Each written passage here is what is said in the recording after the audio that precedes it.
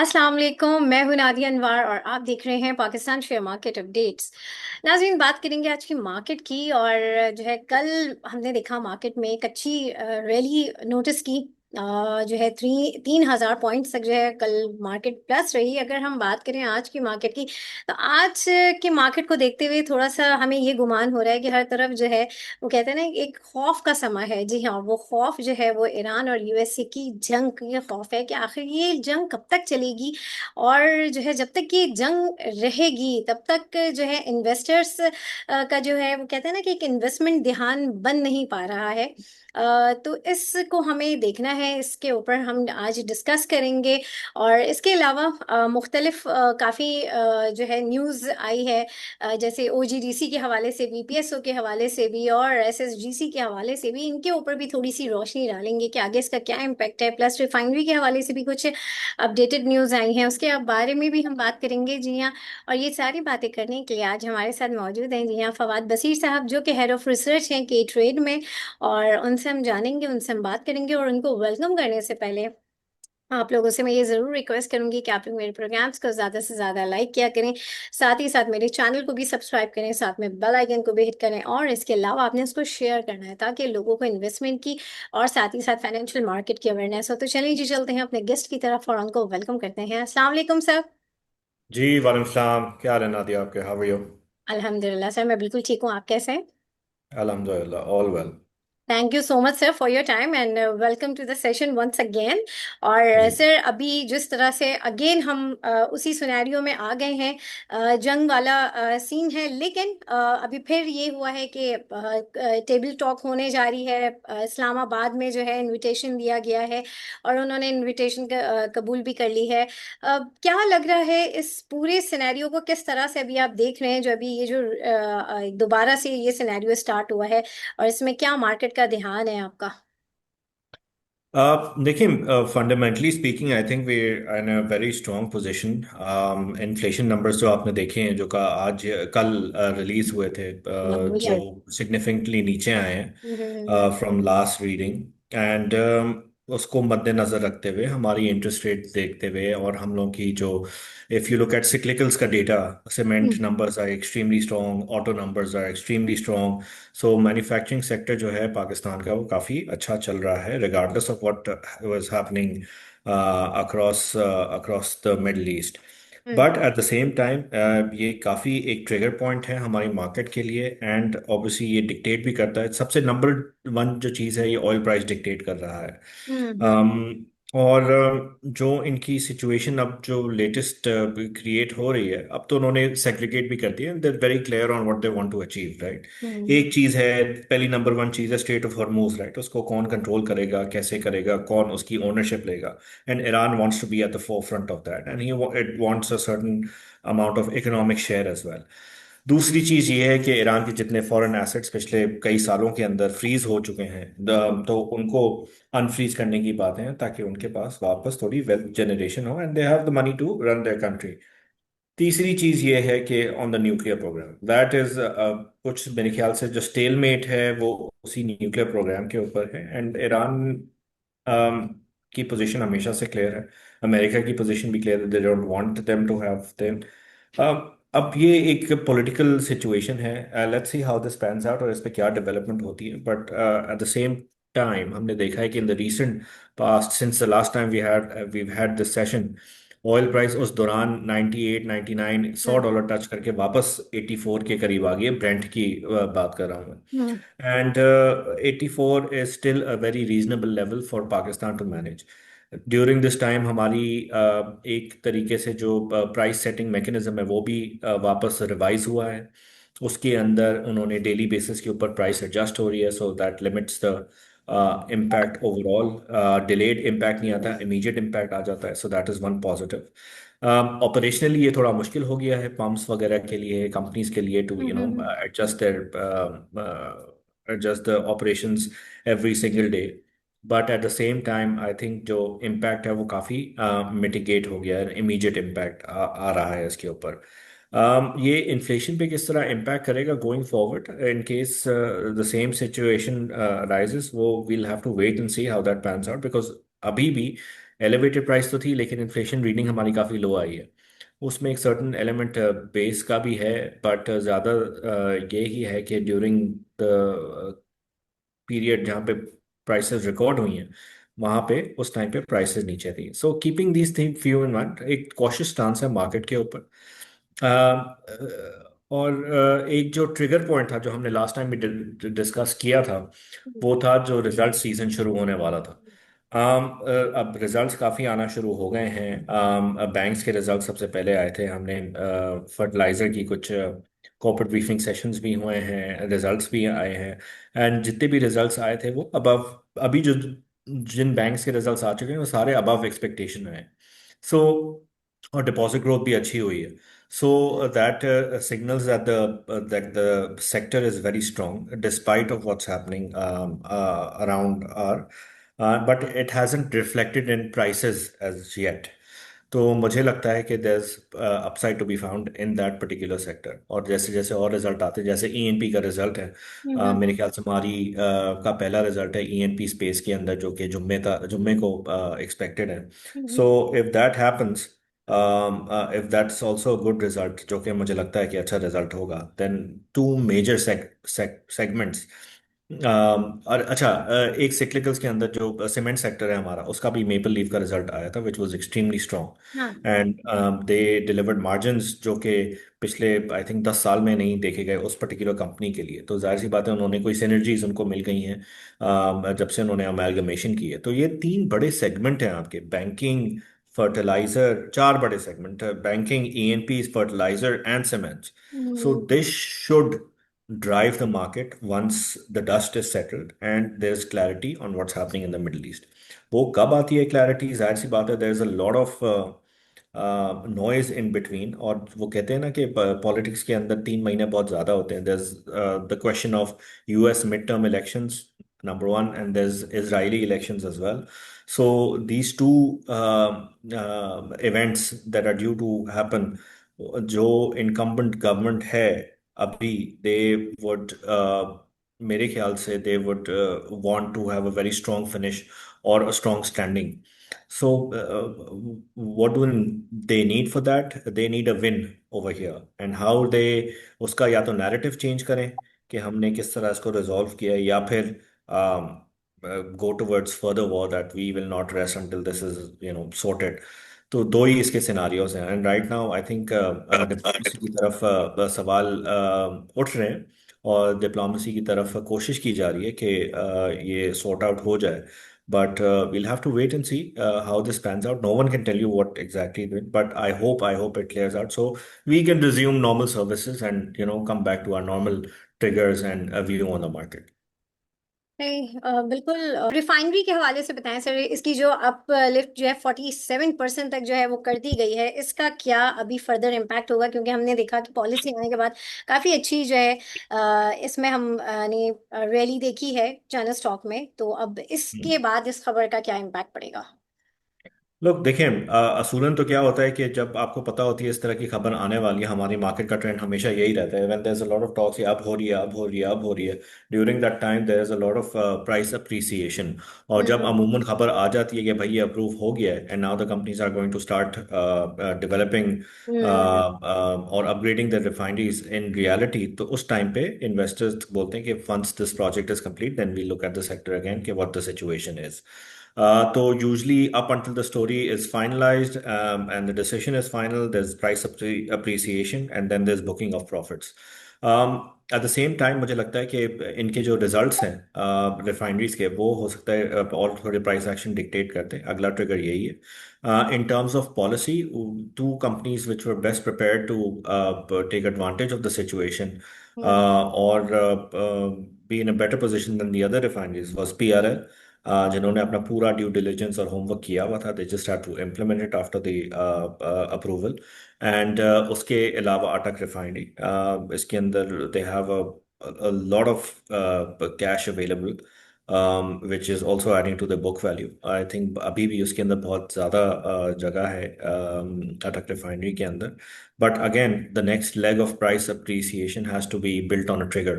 तो once we know the plans कि क्या फेज है, क्या टाइमलाइन है उनके अपग्रेडेशन प्लान का, then we'd be in a better position to make a decision. But right now I feel कि once the news is there, मुझे लगता है कि थोड़ी प्रॉफिट टेकिंग करनी चाहिए इसके अंदर. ओके, सही। और सर मैंने न्यूज़ भी शेयर की है आपसे, और 7 कार्गोज, एलएनजी कार्गोज जो है वो लोकेट किए गए हैं एसएसजीसी को, जो कि वो सर्विस देंगे सिंध और बलूचिस्तान को, जो है हम्म. उनकी गैस की जो है। तो आई थिंक इसके बाद जो है इस स्टॉक पे तो आई थिंक इम्पैक्ट आएगा। नहीं देखें, हम्म। अगेन एसएसजीसी का जो अर्निंग मॉडल है, हम्म। एसएसजीसी और एसएनजीपी का, दैट्स एसेट बेस्ड मॉडल. ये अच्छा। कितना एलएनजी डिस्ट्रीब्यूट करते हैं, it is the earnings are not a function of that. जाहिर सी बात है थोड़ा सा एलिमेंट होता है उसका, बट इसके अंदर जितनी ज़्यादा सप्लाई आएगी उसके अंदर लाइन लॉसेस भी होंगे.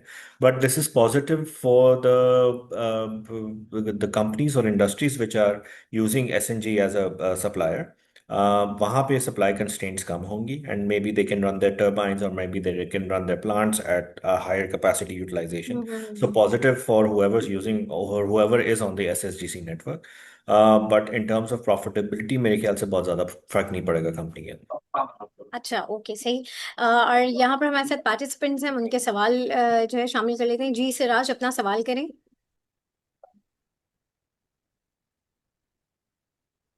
हेलो, सलाम अलैकुम सर। जी वालेकुम सलाम जी सिराज साहब, कैसे हैं आप? बस अल्लाह का शुक्र सर। मुझे ये चीज़ समझनी थी आपसे जी जी. कि आज अगर हम इन्वेस्ट करते हैं मीज़ान बैंक में, तो आप देखें उसकी प्राइस है 573। अगर अपॉर्चुनिटी कॉस्ट के पॉइंट ऑफ व्यू से देखें तो सेम अमाउंट के अंदर 573 के अंदर आप एचबीएल, नेशनल बैंक और बैंक अल-फलाह 3 बैंकों के शेयर्स परचेज कर सकते हैं इसी अमाउंट पे। तो क्या ये बेहतर नहीं होगा कि हम किस ऑप्शन को लेना चाहिए इन दोनों में से? आप क्या सजेस्ट करते हैं? देखिए, as a fundamental growth story, Mizan Bank has been on a phenomenal run over the past, let's say, past decade, and it has transformed into a top six bank. And मेरे ख्याल से इनकी growth trajectory जो है अभी भी काफी maintained है. And their core banking systems are being upgraded right now, and they're also working on a credit card to enter a new market, Islamic credit card. So once that is launched and once the upgradation is finished, मेरे ख्याल से और efficiencies आ जाती हैं. और fundamental value जो हम लोग देखते हैं मीज़ान बैंक की is about 660 670. अभी ये जून के इसके जब रिजल्ट्स आ जाएंगे, मेरे ख्याल से आज या कल के अंदर ये इसकी अनाउंसमेंट है, तो जाहिर सी बात है वो टारगेट प्राइस और फर्दर अपवर्ड्स रिवाइज हो जाएगी based on the results. Eight the same time yes, but आपको ये भी देखना है कि आपका इन्वेस्टमेंट टाइम फ्रेम क्या है. If you looking for yield, I think right now अगर नेशनल बैंक की आप यील्ड लेंगे that will be the highest. Bank Alfalah yield is also in double digits I feel. And तीसरा bank आपने कौन सा, एचबीएल की बात की थी मेरे ख्याल से. तो अब जी, देखिए, एचपी। तो इन तीनों में दो ही तरीके हो सकते हैं. If you have a short term horizon, आप देखें अगर नेशनल बैंक आप आज ले लें, you are and yield perspective से लेते हैं तो you are locked in till next April. वहां पे उसका अराउंड अप्रैल मई के अंदर उसका डिविडेंड क्रेडिट होता है. सो 30 रुपए का जो डिविडेंड है उसका एक्सपेक्टेड, अब उसके दौरान आपको पता है कि हम पर पाकिस्तान जैसे मुल्क में बहुत सारी चीज़ें ऊपर नीचे होती हैं. So keeping that view in mind, and उसके अंदर बीच में कैपिटल अप्रिसिएशन भी हो सकती है. आपने देखा है कि इसने हाई मारा है तकरीबन 270 280 के मेरे ख्याल से बीच में हवर किया था, इंटरडे भी किया था. But right now it's at 204 205 पे मैंने लास्ट देखा था जहां मुझे याद है. तो 60 था। अगर यहाँ पे ले लेते हैं तो एक आपके पास वो अपसाइड अवेलेबल है, and then there is the dividend yield as well. So मेरे ख्याल से there is a very strong likelihood. Maybe you can wait until the national bank decision also, result आ जाए उसका, and if it's on the correct trajectory तो फिर तो it's मेरे ख्याल से नेशनल बैंक को जरूर देखना चाहिए आपको. सही। Thank you sir. बहुत शुक्रिया जी। जी नवीद, अपना सवाल करें।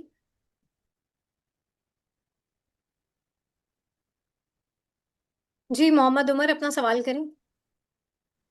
जी सर, अगर एफएफसी और मारी एनर्जीज में से एक में इन्वेस्ट करना हो तो आप किसको प्रेफर करेंगे? Look, again, it's again your preference. Mari is not a very strong dividend yield play. It's long hold only company. It's a very good company, nothing to take away, and they're completely different sectors. So again, if you're looking for a yield, and they're part of the same umbrella, फौजी group के अंदर ही हैं दोनों, तो but from a yield perspective I would suggest कि FFC के अंदर आप ज़्यादा बेहतर है at this point in time. Thank बहुत शुक्रिया। अच्छा सर, आज एचबीएल का रिजल्ट आया, बहुत ज़बरदस्त रिजल्ट था। लेकिन उस तरह से आज उस पर्टिकुलर स्क्रिप्ट ने परफॉर्म नहीं किया, क्या सेलिंग आ गई, क्या हुआ? थोड़ा सा इसके हवाले से बताएं। Look, market was already under pressure. आपने हम्म। देखा है market closed almost 1100 points negative. We have a very near-term view in the market these days. It's a day-day story. And हमने देखा था कल market थोड़ी green में बंद हुई थी. Even on Friday there was some positivity. और एक दो हमने sessions देखे थे जहाँ पे market ने 3-4 हज़ार पॉइंट भी ऊपर थी. So keeping that view in mind, people are very skeptical on what's going to happen the next day, what Trump is going to say. जैसे आपने शुरू में हम्म। बताया कि Trump की statements are very important right now. Oil price movement is very important right now. So yes, we have the liquidity, but confidence in the market is still not there.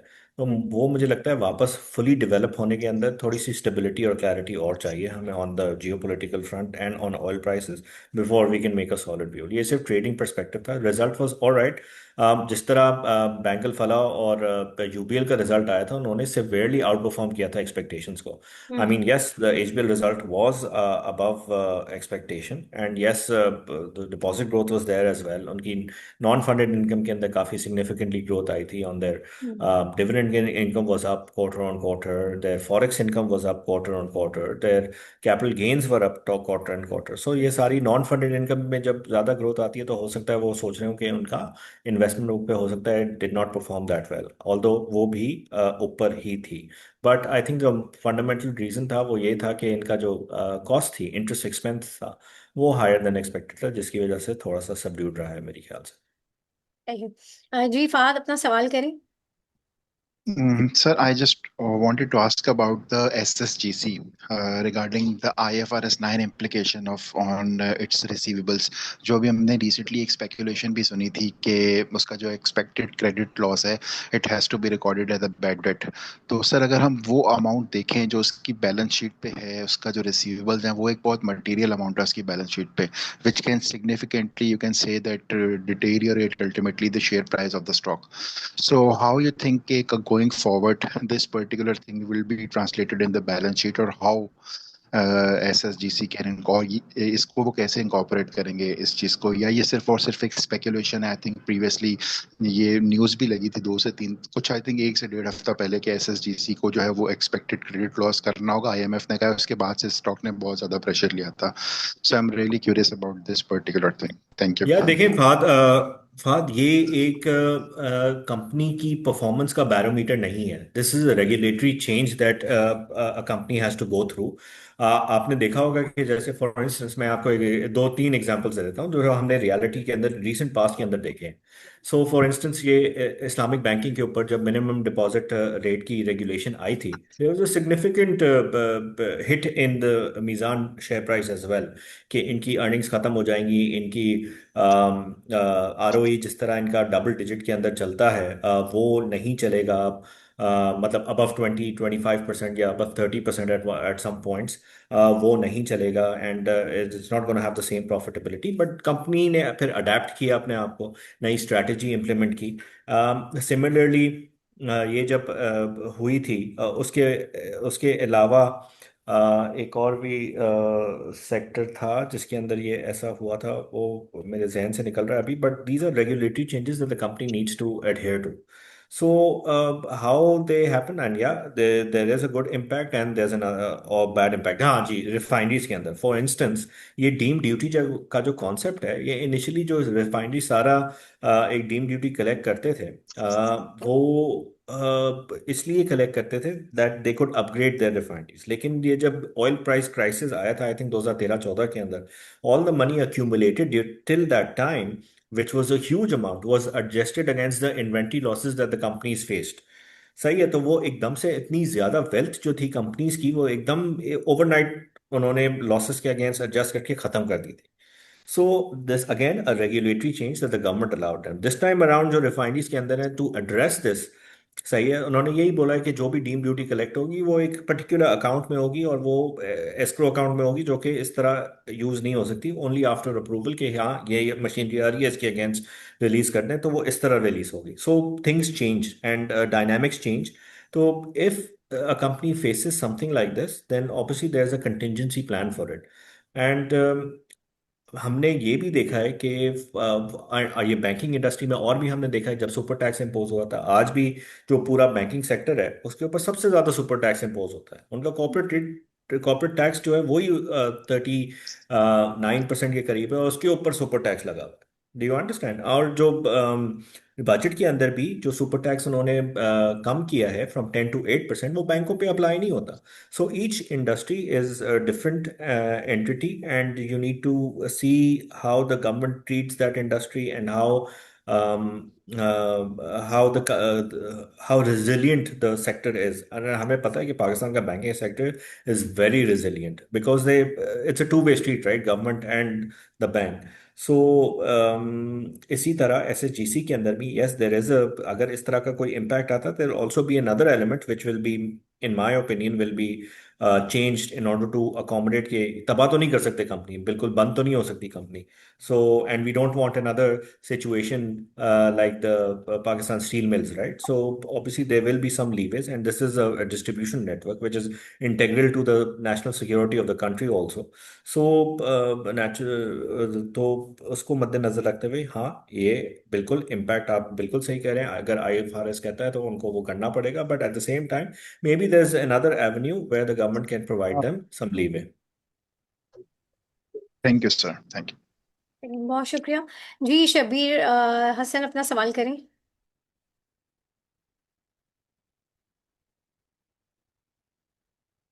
जी राव अली अपना सवाल करें। जी जी मैडम, मैं question कर रहा अस्सलाम वालेकुम ma'am. अस्सलाम वालेकुम सर। जी जी वालेकुम सलाम, सवाल करें। हेलो। हूँ। हेलो। जी जी आ रही है आपकी आवाज़, सवाल करें। जी सर, सर ये पूछ रहा था, ये जो पीआरएल में क्या ये जो इस वक्त वैल्यूएशन है, ये इसकी फेयर वैल्यू ड्यूली सपोर्टेड जो कुछ प्राइस डिस्कवरी हो रही है, या ये मेयर स्पेकुलेशन है, या जो शॉर्ट सेल की पकड़ है, या क्या? इसको ज़रा थोड़ा सा ये 60s के अंदर जो रेट्स हैं उसको एनालाइज कर दें, और क्या यहाँ से फॉर द नेक्स्ट 1 मंथ और सो अपसाइड लग रही है, डाउन साइड है? Thank you. किसकी बात कर रहे हैं आप पी शब्बा आर साहब, एल। फिर से बात करें। Pakistan refinery, P PRL. R L. देखिए, इसका वैसे जैसे मैंने बताया, पीआरएल की प्राइस अप्रिसिएशन जो हुई है, if you look at all the refineries, सबसे डिटेल प्लान जो बना के दिया हुआ है, जो कि स्टॉक मार्केट के उसके अंदर भी दिया हुआ है, वो पीआरएल ने ही दिया हुआ है। And the whole idea is to upgrade the refinery so that जो आपका फर्नेस ऑयल का एलिमेंट है वो थोड़ा कम हो जाए। अब ये देखें, इस तरह एक महीने की टारगेट प्राइस कोई भी नहीं देगा आपको, रिसर्च वाला। इट्स और ये ट्रेडिंग एस्पेक्ट पे मैं कमेंट नहीं करूंगा कि व्हाट्स गोइंग टू हैपन। मैं आपको एक पॉजिटिव डेवलपमेंट जो हुई है रिफाइनरी सेक्टर के अंदर उसका मैंने बता दिया। And if the company was under coverage, मैं आपको टारगेट प्राइस भी बता देता, बट बिकॉज इतनी अननोन चीजें हैं इसके अंदर, तो इसलिए हम लोग, और डेटा भी इसका जो रिफाइनरी स्लेट जो सबसे इंपॉर्टेंट होता है उसका डेटा काफ़ी लिमिटेड होता है, इसलिए बहुत सारे जो ब्रोकरेज हाउसेज हैं वो इसको कवर नहीं करते। सो उसको मद्देनजर रखते हुए मैं आपको टारगेट प्राइस, और हमारी भी एक्चुअल कवरेज में नहीं है, but if the market momentum is positive then I think the sector will be positive also. सही, बहुत शुक्रिया। जी थैंक यू। जी राव अली जल्दी से अपना सवाल कर लें।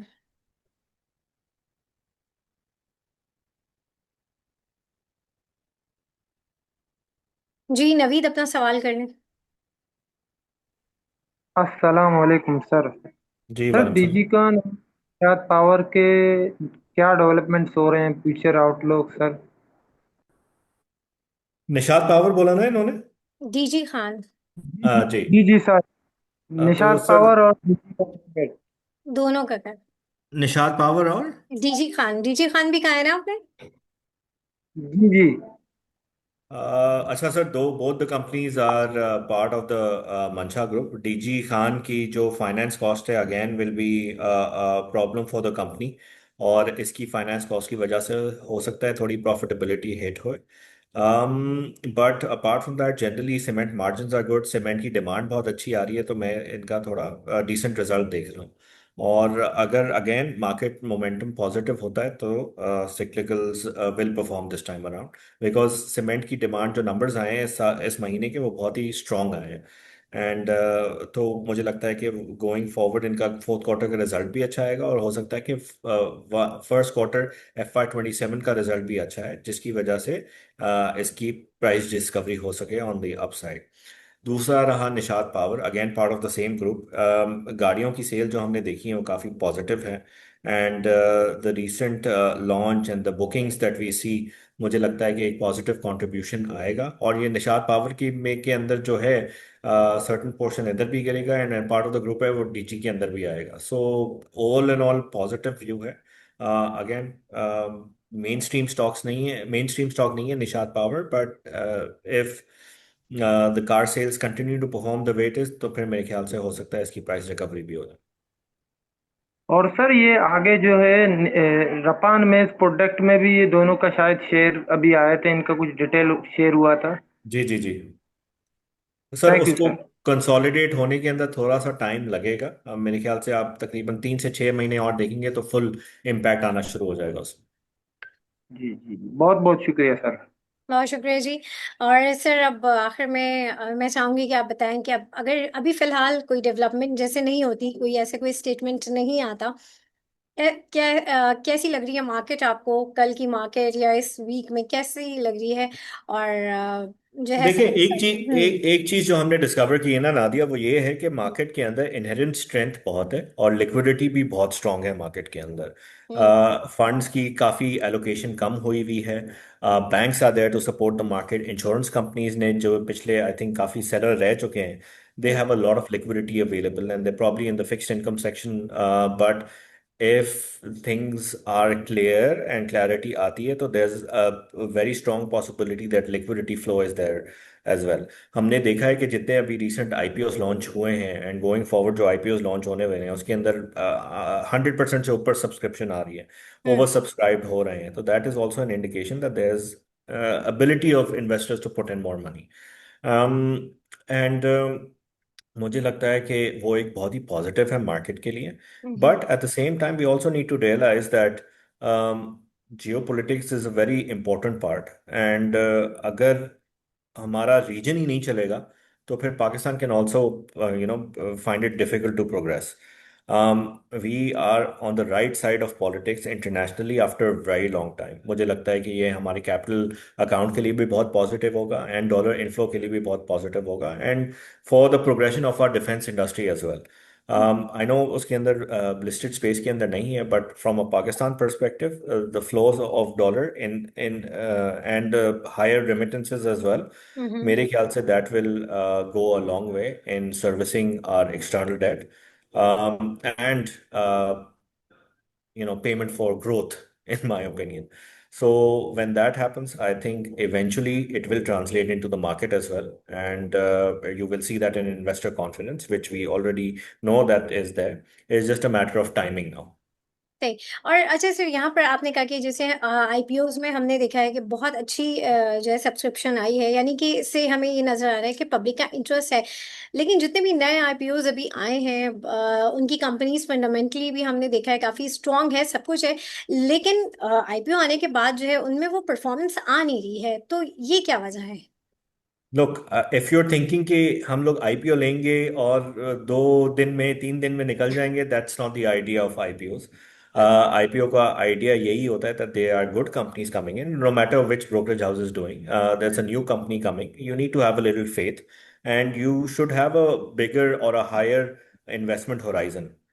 सही। तो जैसे for instance our company right now is working on an IPO right now, एपैग के नाम से, agro processors. and it's a cooking oil company primarily, which is branching out into a lot of things. And speaking to the management, ये बहुत ही मेरे ख्याल से तो अपॉर्चुनिटी होगी। इस तरह की अपॉर्चुनिटीज हमारी होम ग्रोन कंपनीज के अंदर कम ही आती हैं, whose business model is extremely sound and they're fundamental. So the इसको definitely everyone should take a look at it, and if there's an opportunity, they should be investing money in it. सही, great. और sir आखिर में जो है top pick तो मैं पूछूंगी, लेकिन टॉप पिक में कुछ ऐसे आप स्टॉक बताएं जो अंडर वैल्यू हो, बेशक अच्छे हो लेकिन अभी उन थोड़ा सा सिनेरियो में देखते हुए थोड़ा सा अंडर वैल्यू हो और उनमें एक अच्छा पोटेंशियल नजर आ रहा है। Okay, I'll just stick to my usual stocks. I honestly feel that Bank Al Falah, National Bank, even UBL, I think they're all very have a lot of upside to offer the way they are working. OGTC is undervalued in my opinion. Lucky Cement, I feel, will have a strong result in a year again. Maple Leaf Capital is looking good. They have a very strong result. In my opinion, 97, 96 is a place to accumulate severely. मुझे लगता है ये 120 130 रुपए से ऊपर इसकी fundamental value बनती है। ओके। एंड सो ये हो गया। फिर even FFC for longer term horizon is extremely good. Hubco is looking good. Hubco का भी रिजल्ट मेरे ख्याल से अभी अनाउंस नहीं हुआ है, बट आने वाला है। हाँ। And with the advent of the new plant coming online in the second half or the first half of FY27, मेरे ख्याल से it's going to translate into better earnings this year. वो भी मेरे ख्याल से severely undervalued है। बाकी साजगार numbers have been strong. You can definitely take a look at that stock as well. सही, thank you so much sir. जी madam, एक छोटा सा क्वेश्चन है अगर काइंडली। जी प्लीज जल्दी से कर लें। Very brief. Sir, do you have coverage on bank Makramah? Since you know No, DM sir. Holding No, interested. sir. Okay. बहुत शुक्रिया, thank you so much sir once again. और हमारे साथ जितने भी पार्टिसिपेंट्स थे आप लोगों का भी बहुत शुक्रिया। और नाज़रीन यहाँ पे लूंगी मैं इजाजत, इंशाल्लाह आप लोगों से फिर मुलाकात होगी, तब तक के लिए अल्लाह हाफिज।